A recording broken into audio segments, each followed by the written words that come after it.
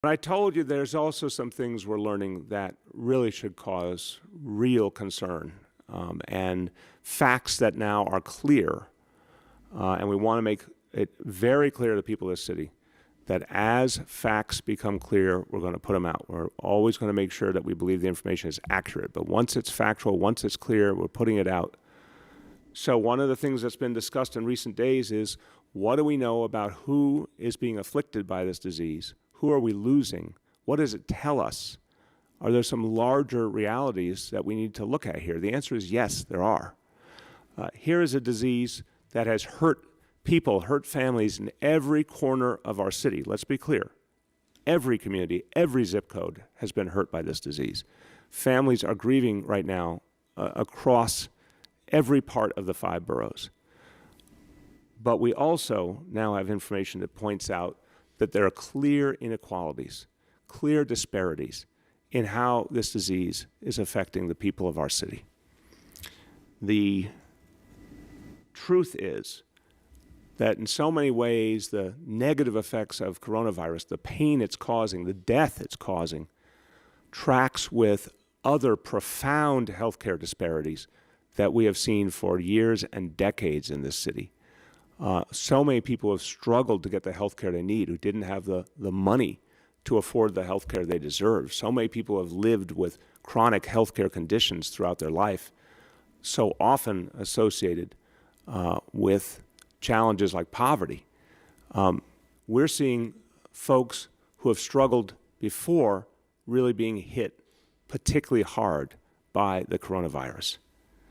Look, that's a blatant inequality, and we don't accept it, meaning we have to fight in new ways. We have to come up with new strategies to address what is now a documented disparity. As you're going to see, again, every community feeling this pain, some communities feeling it disproportionately. We're going to help everyone, and the strategies we have in place are meant, of course, to save the lives of New Yorkers across the board, every part of our city. But we're going to double down on the strategies that reach people who are the most vulnerable now, because we're seeing these very troubling facts. There's also lessons to be learned. Why are more African Americans and Latinos affected? We're seeing this around the country.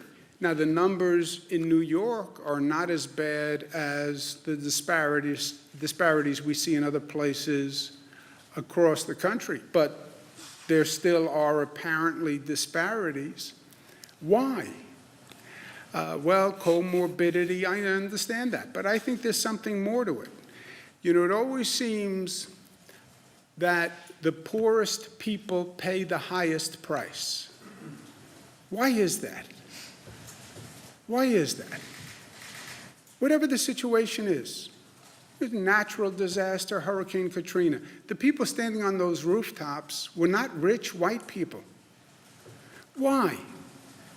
Why is it that the poorest people always pay the highest price? But let's figure it out. Let's do the work. Let's do the research.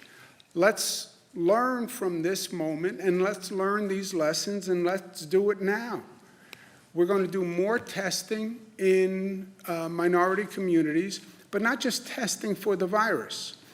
Let's actually get research and data that can inform us as to why are we having more people in minority communities, more people in certain neighborhoods.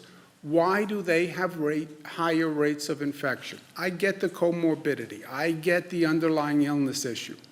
But what else is at play?